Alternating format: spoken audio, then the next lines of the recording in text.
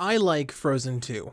Like, unironically like it. It has a certain charm that the first movie misses for me. Not to say the first one is bad, it's just not my movie. The big problem with one for me is that no one talks like a real person. Just telling Anna what was up would have fixed the main conflict in like 2 seconds. Hell, making Elsa the villain would have made some semblance of sense, but then they wrote Let It Go and then proceeded to rewrite the whole movie around it, which just caused all the problems. Frozen 2 has problems and flaws, but it's just more fun. It's a wacky adventure with magic, and the ultimate rule of magic that people on the internet seem to forget is, it's magic.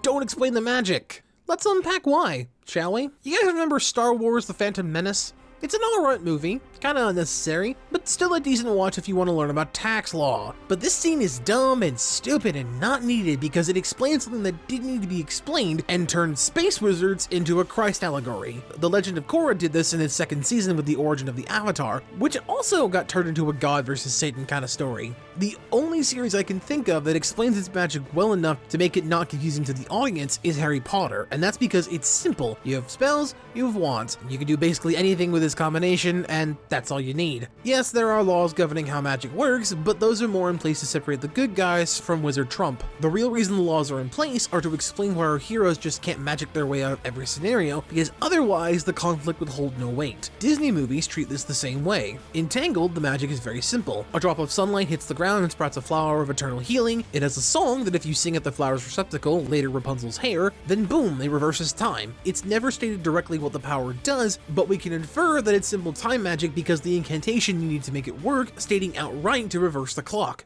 Make the clock reverse. This also explains why it can heal wounds and reverse the aging process. Simple as. But because some people think that mapping out crazy shit and having a yin-yang and everything is a good thing, we get stuff like the Moonstone. The writers of the TV show made a moon rock that destroys everything it touches and is just edginess incarnate, and I want it to die. Yes, I love the TV show and its characters, but the quote-unquote filler episodes of the show where the gang is just being the gang is way more fun than the fucking mystery of the Black Rocks. This is why the movie is more fun to go back to than the show. While a majority of season 1 and a lot of the episodes in the later 2 seasons are fun character pieces, they all end up back at the Black Rocks. Whereas the movie has a simple goal. The thieving twink gets the sun lesbian to the town to see some fire hazards, and then get her back to her vertically stacked prison, and you're done. The fun was the twists and turns the story took getting us to that point. Frozen 1 falls into the same idea, getting from the prologue to the story proper with as little time spent on it as possible. But where it trips up is that Tangled had a very simple setup and a relatively lighthearted opening before the title. Frozen 1 has one of the most infamously rushed openings ever in Disney's canon. Here are the things that happen before the prologue of Frozen 1 ends. Some dudes sing a song about cutting ice. A baby reindeer eats a would-be nose. 2 girls disobey their parents, and one shoots the other one in the head, giving her frosted tips. The parents find an old map to some rock cult. Shout out to Syax. The baby reindeer and his humans see the girls run by on horseback and follow them to the cult, in where they get kidnapped and held hostage by a sassy old black woman. Cuties, I'm gonna keep you. The cult leader then wipes away the Frosted One's memories and starts the chain of gaslighting that will carry on for the next decade of this young girl's life. The parents act like Elsa is the third born and try to keep her out of sight. Veronica Mars grows up trying to befriend Frosty the Snow Sister with a really annoying song that goes nowhere. The parents go on a trip and die, the girl is born, cut to 3 years later. This takes 11.5 minutes. Here's what happens in Tangled. Mr. Steal Your Crown tells us the backstory on the flower, the lanterns and their purpose, the villain and how she stole the sun lesbian, and what they've been up to, which isn't much. This all happens before the 5-minute mark and establishes more than Frozen 1 did. Here's how Frozen 2 starts. The girls play with the snow, the dad tells them the lore of the 4 element spirits in the North Forest and his time in said forest, and the mom sings a cryptic lullaby which ties into the climax that then fades into adult Elsa singing the same tune. This all happens before the 7-minute mark. Now tell me which one of those did the exposition better. Tangled's my winner, but Frozen 2 still blows the first one out of the water by 4 minutes because it doesn't need to explain as much. Now, many of you will say that they had to explain so much in the opening to explain the world and the conflict in the story. The problem with that sentiment is that the conflict is set up by the rock trolls and the song, which is maybe 7 minutes. Why do we need the ice cutters or Kristoff as a baby? You could have set up the reveal the love experts are the trolls as a cutaway joke, which they have done before. In summer,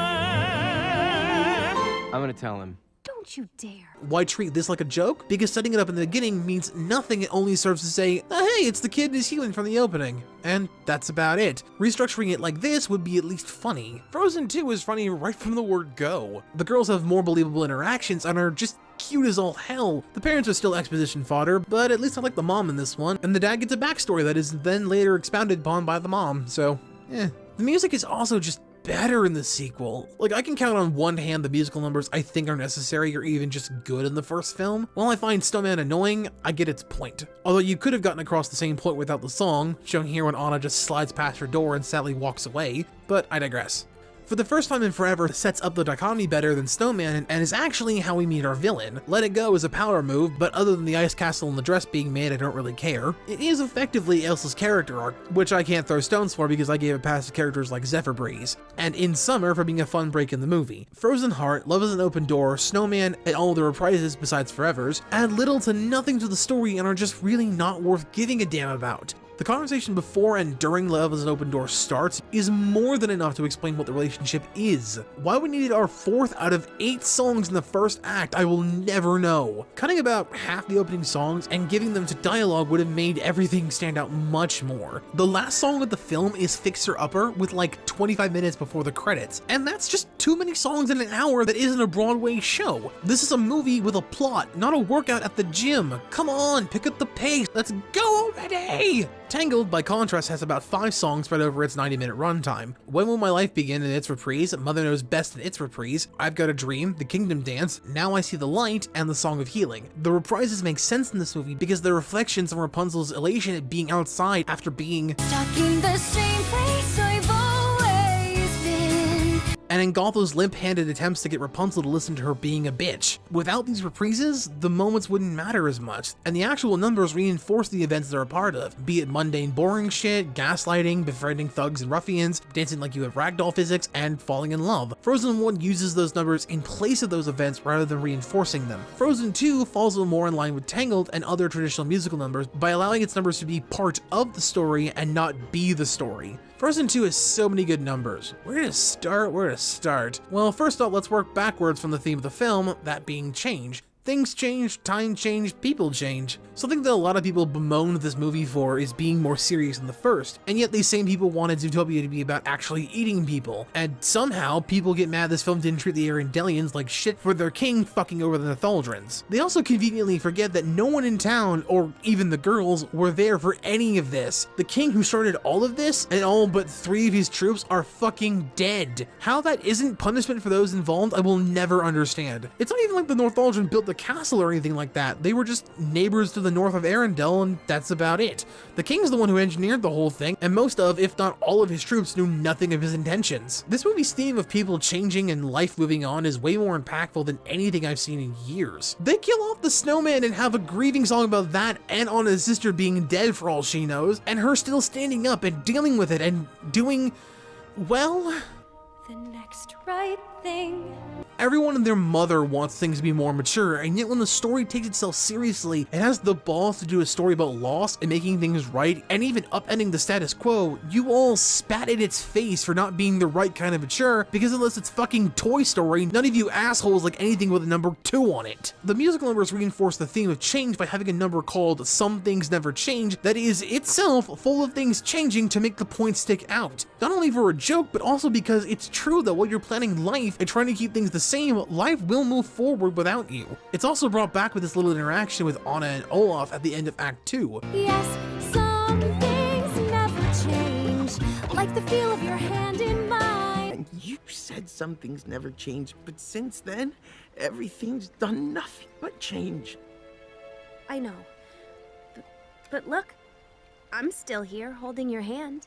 Into the Unknown is about discovering yourself and trying to resist the call for something new. That or Elsa's developing midlife schizophrenia, but I choose to believe the writers had some semblance of a brain in the writing room this time around. I mean, this is Jennifer Lee we're talking about here. She's not Rebecca Sugar levels of brain dead, but this movie has some weird looks. Just look at the first movie is all I'm saying. When I'm Older is literally about Olaf trying to accept things around him because he's a child who doesn't know why things are the way they are. Lost in the Woods is about Kristoff trying not to lose his girlfriend because from his perspective, she keeps trying to pull away from him and he doesn't want that to happen. Show Yourself is about Elsa accepting the change in her life and embracing her lineage and becoming the Snow Queen.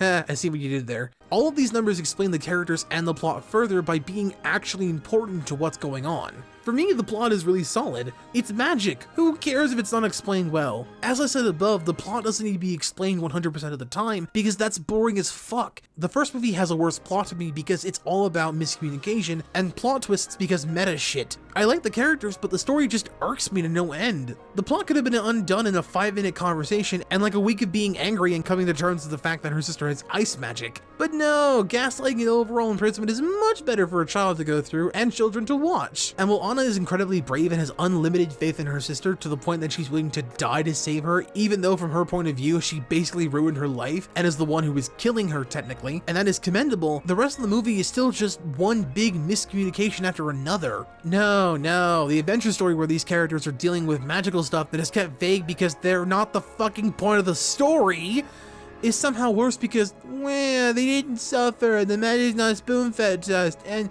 the main characters didn't just go back home like nothing happened. Seriously, that's the biggest criticism this movie has, and if that's the only string to your bow, then you need to go back to internet school and learn how to form an opinion. The reason this movie gave me hope, despite my bitching and moaning of the empty-headed fucksticks that don't know how to breathe, let alone think, is that since this movie was so disappointing to people, it might be able to redeem Kingdom Hearts 3's Arendelle level. It's no secret I hate this level for being boring and just walking up and then falling down a mountain with nothing else to it. However, the fact Frozen 2 is an action-adventure and Elsa is an active participant and Anna actually uses a sword, I think having this be put into a future Kingdom Hearts game would be really cool. The reason for that is, well, now you can't write anyone out of the plot because they are the plot. Sora would have to go with them on this journey and it would just be awesome. It gives me hope because of the critical mauling Arendelle has gotten as a level and the fact this movie is kinda underrated. Nomura might actually be allowed to do something with it and not have it be so forced. It might not be what everyone would want, but for me it gives me so much hope knowing that one day I might be able to actually play with these characters and have team attacks and see them do stuff rather than just sing and stand there. I mean, there's more to this that I hope for, like how I hope they make more movies like this that tackle hard subjects and are still enjoyable, or they make a film that has magic and lore and all that and that doesn't explain everything to do with it, while keeping it understandable if you pay attention. A lot of people tune out when they watch a movie, and in a lot of cases that's fine, but in some cases, like this film, you need to pay attention to what's happening because then you get videos from dickheads like this who spend about as much time as I have in this video rattling off things that are explained in the movie or that require you to think for half a second as plot holes or not as good because the first film has such a simple theme. Frozen's one theme is communication and love, which yes, is simple,